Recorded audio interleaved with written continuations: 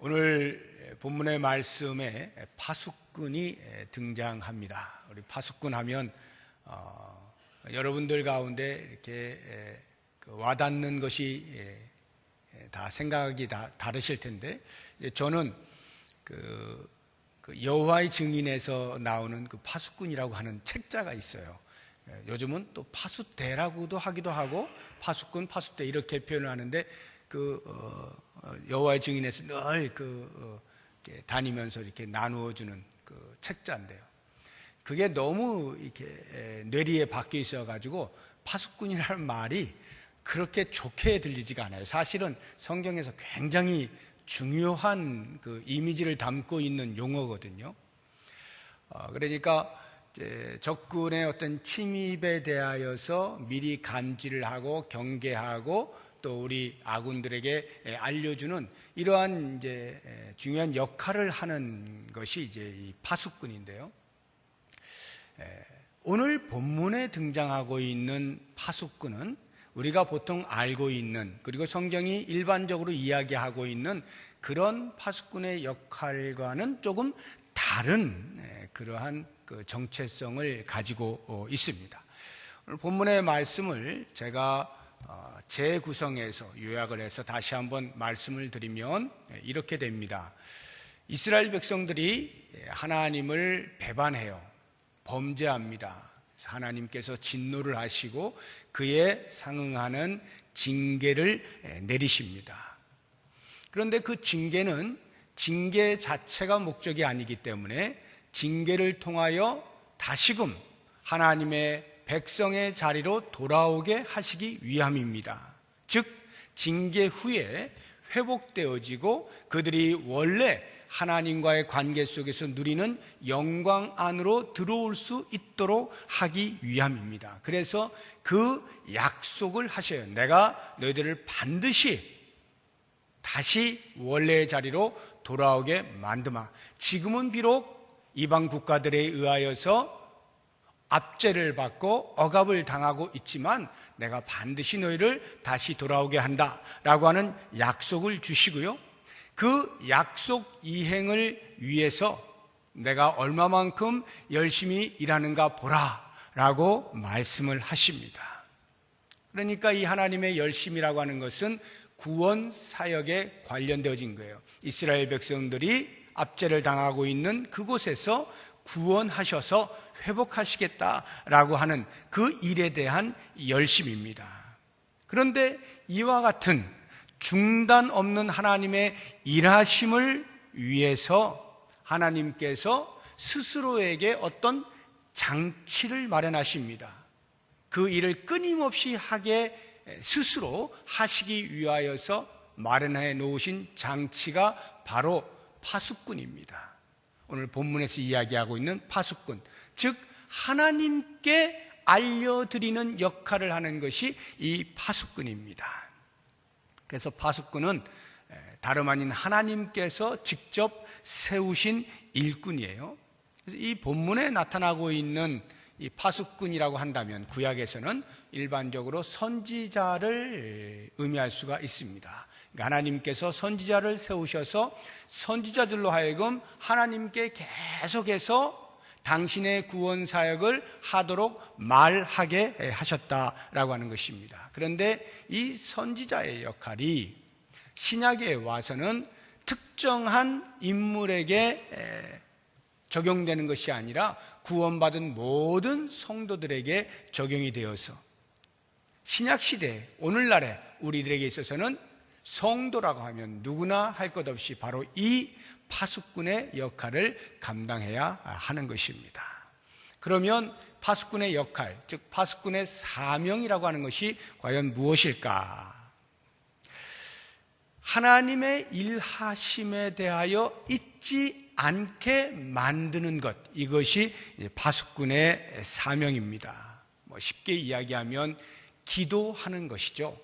우리가 하나님께 기도하는 것을 통해서 하나님이 구원 사역을 이루어 나가시는 일을 잊지 않게 만드는 것입니다. 그러니까 하나님의 관심사, 즉 이스라엘 백성들의 구원, 회복, 이 부분에 있어서 우리는 기도를 통하여 동참한다.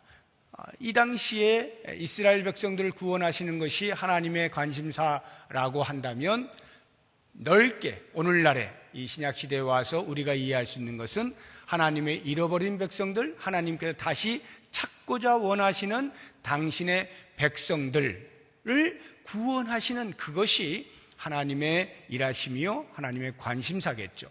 바로 거기에 우리가 기도로 동참을 한다라고 하는 것입니다. 그렇다고 하면 이 파수꾼은 얼마 동안 그 일을 해야 되는가? 복무 기간을 우리가 보면 좋겠는데, 하나님께서 그 구원 사역을 완수하실 때까지입니다. 말씀을 보시게 되면, 예루살렘이여 내가 너의 성벽 위에 파수꾼을 세우고 그들로 하여금 주야로 계속 잠잠하지 않게 하였느니라. 너희 여호와로 기억하시게 하는 자들아, 너희는 쉬지 말며. 7절에 또 여호와께서 예루살렘을 세워 세상에서 찬송을 받게 하시기까지, 여기까지가 파수꾼이 감당해야 하는 기간입니다.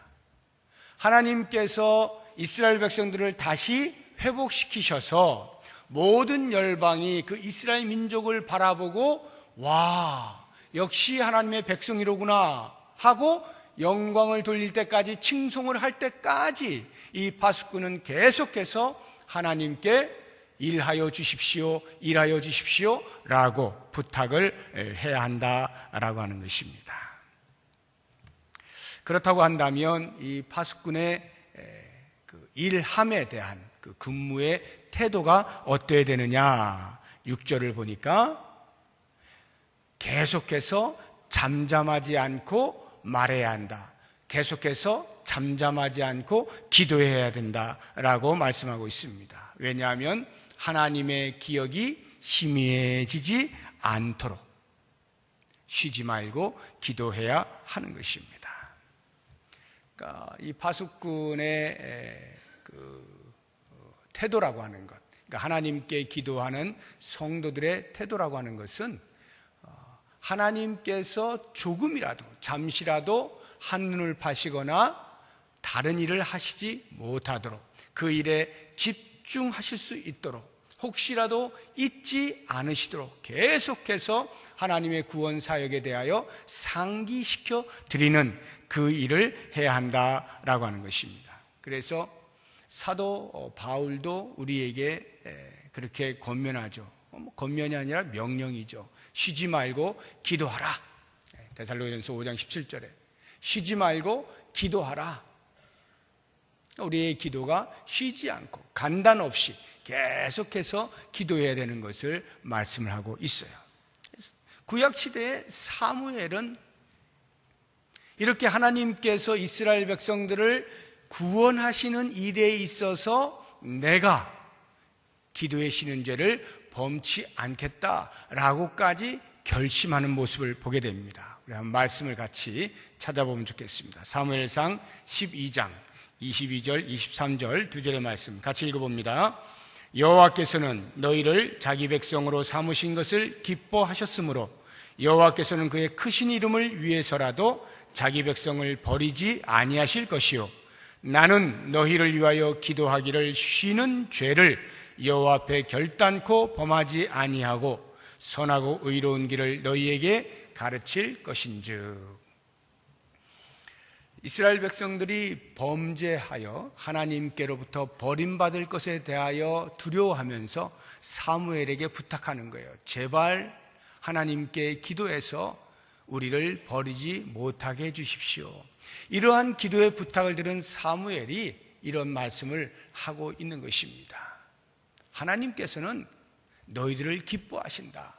그러니 너희가 비록 범죄하여 징계를 받는 한이 있더라도 하나님은 반드시 너희를 다시 찾으실 것이다. 절대로 버리지 아니하시고 회복시켜 주신다. 구원하여 주실 것이다. 이 일을 위하여 나는 너희를 위하여 기도하기를 쉬는 죄를 결단코 범하지 않겠다.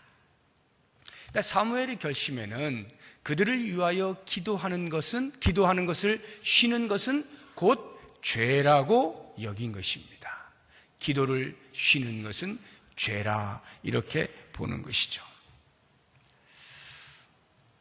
지금 제가 계속해서 기도에 대해서 말씀을 드리고 있는데 이 기도는 일반적인 모든 기도에 대해서 제가 이야기하고 있는 것이 아니라 특별히 하나님의 구원 사역이 이루어지는 일에 있어서 동참되어지는 기도를 말하고 있는 것입니다.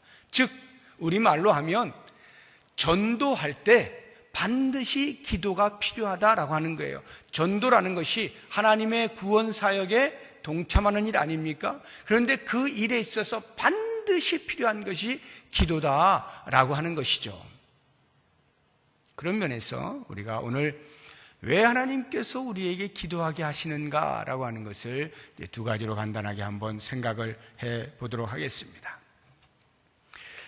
하나님께서 우리에게 왜 하나님의 구원 사역을 이루어 가심에 있어서 기도하라고 말씀하시는가? 그것은 만에 하나라도 하나님께서 구원 사역을 진행해 가시다가 실수하는 일이 없게 하려고 우리의 기도를 필요로 하시는가라는 생각을 해봐야 됩니다.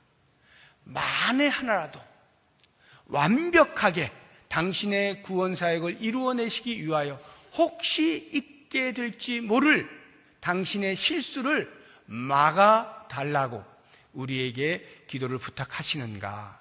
아니면 혹시라도 하나님의 구원 사역을 이루어감에 있어서 어떤 이유로 인하여 기억이 희미해져서 내가 구원을 베풀었나? 아닌가? 구원 사역을 해감에 있어서 기억이 희미해져 가지고 그 일이 제대로 이루어지지 않을 것을 염려하여서 너희들이 제발 나의 기억이 계속해서 떠오를 수 있도록 상기시켜 주렴이라고 하는 목적으로 기도하게 하셨나? 아니면 혹이라도 하나님께서 일하시다가 아유 이제 그만해야 되겠다, 뭐 계속 이렇게 할 게 뭐 있나, 사람들이 별로 반응도 안 보이는데 하고 하나님께서 당신의 구원 사역에 대하여 지치시거나 아니면 태만한 마음을 가질까 봐 우리에게 기도를 부탁하셔서 당신 스스로를 채찍질 하시려고 기도를 부탁하셨나? 어떠한 경우에도 그렇지 않습니다. 왜냐하면 우리 하나님은 전지전능하시고요 완벽하시기 때문에 당신의 하시는 일에 대하여 실수가 있을 수가 없고 있는 일이 있을 수가 없고 태만히 하는 일이 있을 수가 없어요. 당신은 당신의 구원 사역에 대하여 처음부터 끝까지 모든 계획을 치밀하게 당신의 시간표를 따라서 진행해 가시는 것이고 그에 따른 열매를 반드시 맺으시는 분입니다. 그렇기 때문에 제가 열거한 그와 같은 이유들로 인하여 우리에게 기도의 부탁을 하시지는 않는다라고 하는 것입니다. 그러면 왜 우리에게 기도하게 하시는가? 그것은 이 하나님의 구원 사역, 구약으로 하자고 하면 이스라엘 백성들의 회복, 신약으로 하자고 하면 모든 잃어버린 당신의 백성들이 다시 주 앞으로 돌아오게 되어지는 이 구원 사역은 철저히 삼위 하나님의 일하십니다. 삼위 하나님의 관심사다라고 하는 것을 알게 하시기 위함입니다. 무슨 말이냐면 전도라고 하는 것이 나의 일이 아니다라고 하는 것입니다. 전도하는 것은 하나님의 구원 사역에 내가 부름받아 동참하는 행위이지 내 일을 하는 것이 아니다라고 하는 것입니다. 그렇다고 한다면 그 말의 의미는 우리가 기도할 때에도, 전도를 위하여 기도할 때에도 그 기도 역시 마찬가지로 내 일이 아니라 하나님의 구원 사역에 동참하는 것이 된다라고 하는 것입니다. 언젠가 제가 제 부모님에 대한 말씀을 드린 기억이 나는데 저는 저희 형제가 삼형제인데 저희 형제가 신앙의 1세대입니다. 그러니까 우리 부모님이 신앙을 가지셔서 우리에게 물려주신 것이 아니에요. 우리가 1세대로서 부모님을 전도를 한 그런 경우인데요. 제가 중학교 1학년이 되면서부터 본격적으로, 초등학교 때까지는 그다지 큰 그 마음의 와닿음이 없었고요. 아마 철이 없었겠죠. 중학교 1학년이 되면서 급격하게 제가 신앙의 철이 들었어요. 그러면서 부모님으로부터 이제 그 신앙의 핍박을 받는 시기가 되었고, 그와 동시에 부모님에 대한 그 구원의 열망이 제 마음에 이렇게 형성이 됐습니다. 그래서 핍박이 오면 올수록, 그것이 심하면 심할수록 하루도 안 빠지고 학교가 끝나면 가방을 들고 먼저 교회당에 와서 눈물로 기도하고 부모님의 구원을 위해서 기도하고 돌아갔던 그런 기억이 납니다. 그렇게 하기를 중학교 1학년 때부터 제가 1990년 호주에 유학을 가서 한 2년 정도가 지난 때에 우리 부모님이 드디어 예수님을 영접했다라고 하는 소식을 편지를 통해서 듣게 되었습니다. 그러니까 약 16년의 세월이 흘렀어요. 그 16년 예수님을 영접하게 된 그때까지 제가 하루도 거르지 아니하고 부모님의 구원을 위해서 기도를 하였습니다. 물론 저뿐만이 아니라 저 형제들이 다 같이 그렇게 기도를 했을 텐데, 그러한 그 눈물의 기도, 16년이라고 하는 오랜 세월의 눈물의 기도, 이러한 기도가 하나님께서 삼형제의 그런 16년 동안의 눈물 어린 기도를 들으시고 생각이 없으셨는데, 관심이 없으셨는데 너무나 애절하게 기도하니까 그 기도에 응답하지 않으실 수가 없어서 하나님이 감동이 되셔서 그 감동에 따라서 우리 부모님을 구원해 주셨다라고 말을 하면 바른 말이 아니에요. 정확한 말은 하나님께서 우리 부모님의 구원을 위하여 계획을 세우시기를 16년 동안에 계속되는, 우리는 다 알지 못하지만 하나님의 비밀스러운 구원의 계획, 과정이 있는 거예요. 그 16년이라고 하는 긴 세월의 과정을 주님께서 끊임없이 진행해 가고 계시는 중에 우리가 그 구원 사역에 16년 동안 기도로 동참을 한 거예요. 하나님의 구원 사역이 진행되고 있는 중에 우리의 기도가, 제 기도가 16년 동안 함께 이루어졌다는 거죠. 이와 같은 말이 얼마나 중요하냐 하면, 우리의 전도하는 행위 또는 그 전도를 위하여 기도하는 행위, 이것이 나의 자랑으로 가지 않기 위해서, 나의 업적으로 가지 않기 위해서, 나의 성취욕을 만족시켜주는 수단으로 전락되지 않기 위해서 반드시 인식되어져야 되는 거예요. 이 전도라고 하는 것, 또는 그 전도를 위해서 우리가 기도한다는 것은 전적으로 하나님의 일하심, 하나님의 잃어버린 백성을 찾고자 하시는 그 열심에 내가 동참하는 거예요. 나의 일이 아니다라고 하는 것입니다. 그렇게 볼 때 우리는 기도를 결코 소홀히 여겨서는 안 되는 거예요. 기도를 소홀히 여기는 순간 혹이라도 우리의 전도 행위를 통하여 열매를 맺게 될 때 그 열매를 나의 열매라고 착각을 하는 거예요. 나도 모르게 신앙적 우월감을 가지게 되는 것이고, 다른 사람 앞에 그래도 내가 이렇게 하나님의 칭찬을 받을 만한 일을 했다라고 내세우고 싶고 인정을 받고 싶은 마음이 생겨나는 거예요. 그렇게 되면 이미 그 자체로 우리는 파수꾼의 일을 하고 있는 것이 아니라 내 일을 하고 있는 거예요. 파수꾼은요, 전적으로 하나님이 일하시도록 내가 힘을 쏟는 거예요. 하나님이 일하시는 것. 구원사역은 전적으로 하나님의 일하심이다 라고 하는 것을 꼭 기억을 해야 하는 겁니다. 두 번째로, 왜 하나님께서 우리에게 기도하게 하시는가? 굳이 우리의 기도가 없어도 하나님 스스로 얼마든지 그 사역을 완벽하게 이루어 가실 수 있음에도 불구하고 왜 우리에게 기도하게 하시는가?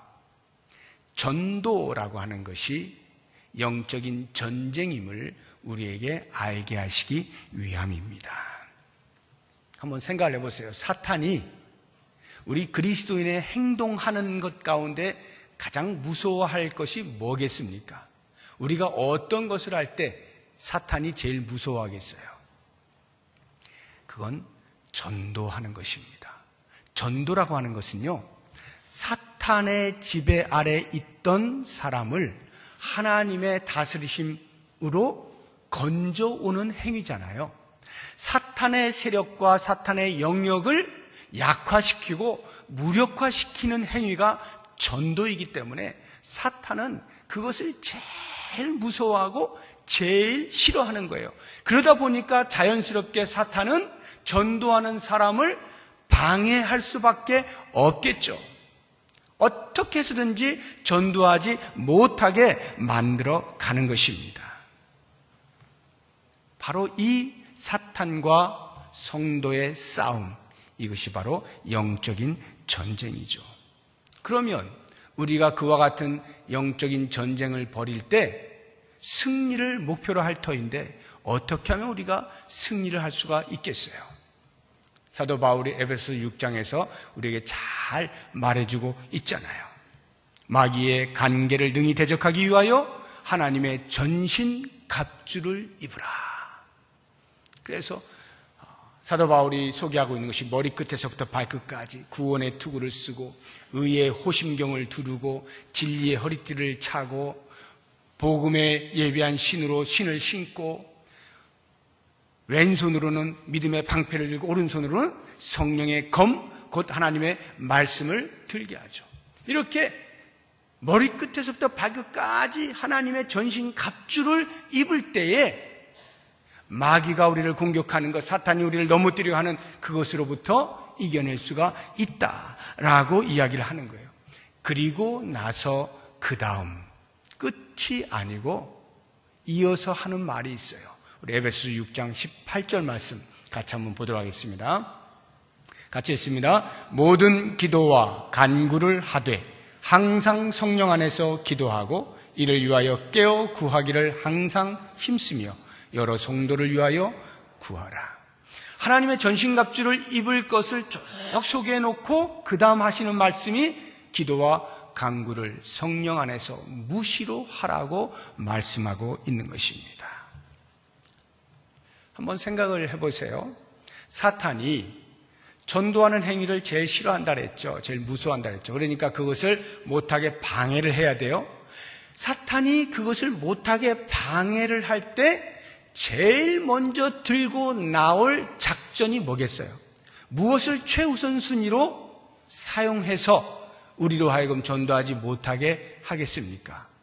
그것은 곧 기도를 못하게 막는 거예요. 기도를 못하게. 전도하기 위해서 우리는 반드시 기도해야 된다라고 말씀을 드리지 않았습니까? 그러니까 기도를 못하게 함으로써 전도를 방해하는 거예요. 마치 전쟁을 치를 때에 전쟁을 오랫동안 치를 수 있는 길은 원래 자기 나라에서 끊임없이 먹을 것을 공급하고 무기를 공급하는 이 보급로가 확보가 될 때에 전쟁을 계속 치를 수가 있습니다. 그런데 만약에 보급로가 끊기면 어떻게 될까요? 그 다음부터는 가지고 있는 것 가지고만 전쟁을 치러야 되니까 자연스럽게 염려가 생기죠. 마음이 약해지죠. 이미 심리적으로 지고 전쟁을 하고 있는 거예요. 그러니까 쉽게 지치죠. 금방 포기하게 되는 겁니다. 보급로가 차단이 되는 순간에 이미 전쟁을 할 동력을 잃어버렸다라고 하는 것입니다. 우리가 영적으로 볼 때 전도하는 그 영적인 전쟁을 치르는 일에 있어서 기도는 마치 보급로와도 같아요. 전도하는 일에 끊임없이 보급을 해주는 그것이 기도라고 할 때 이 사탄은 그 보급로를 차단하는 거죠. 기도를 못하게 막아버리면 전도도 자연스럽게 더 이상 할 수가 없게 된다라고 하는 거예요. 그런 면에서 우리는 이 기도가 얼마나 중요한지, 하나님께서 얼마든지 스스로 구원사역을 이루실 수 있음에도 불구하고 우리로 하여금 기도하게 만드시는 겁니다. 사랑하는 성도 여러분, 오늘 여러분들이 초청대행자를 쓰셨는데 혹시 다 쓰지 못하신 분이라도 이제 계속해서 생각하시면서 대상자가 생겨났을 때 그 대상자를 위하여서 기도하는 것은 다른 그 어떤 행위에 우선하는 겁니다. 대상자들의 이름을 불러가면서 그들의 영혼이 주의 구원하심 속에 있기를, 주님께서 그 영혼을 되찾는 그 구원의 사역을 하심에 있어서 나의 기도가 걸음이 될 수 있도록, 나의 기도가 거기에 동참이 될 수 있도록 끊임없이 기도하는 것입니다. 그래서 이제 여러분들이 제출하신 그러한 명단들을 잘 정리해서 여러분들이 어떻게 우리 온 교회가, 온 성도들이 10월 21일, 22일 그날이 될 때까지 기도해야 되는지 이제 기도의 방법들을 정해서 여러분들이 알려드릴 겁니다. 그러면 그 명단들을 보시고 계속 기도하시면서 하나님의 일하심을 우리가 직접 눈으로 목도하고 경험하고 또 그것에 동참되어진 것에 감사하고 감격하는 그런 날이 될 것을 소망하시고요. 이제부터 가족사랑 축제가 끝날 때까지 특별한 기간이라 생각을 하시고 계속해서 기도하시면서 하나님의 일하심에 동참하실 수 있는 우리 모두가 될 수 있기를 바랍니다. 기도하겠습니다. 하나님 아버지, 한 영혼을 구원하시기 위하여 애타는 마음으로 열심을 다하여 일하시는 그 주님의 마음을 우리가 헤아리기를 원합니다. 기도하지 않을 때 하나님의 마음을 알 수가 없고, 기도하는 그 시간을 통해서만 하나님의 일하심의 열정을 깨닫게 되어지고 그 놀라운 구속 사역에 동참하는 자로 설 수 있음을 알게 하셔서 우리의 초청 대상자들을 향하여 끊임없이 기도하게 하시고 하나님의 거룩한 구원 사역이 완성되어지는 것을 보며 함께 기뻐하는 복을 허락하여 주시옵소서.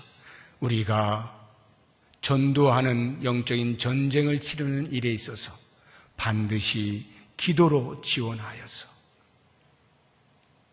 한 영혼이 주 앞에 돌아오는 것이 얼마나 큰 일인지를 다 함께 체험하고 하나님 나라를 위하여 힘껏 일할 수 있는 우리 모두가 되게 하여 주옵소서. 예수님의 이름으로 기도드립니다. 아멘.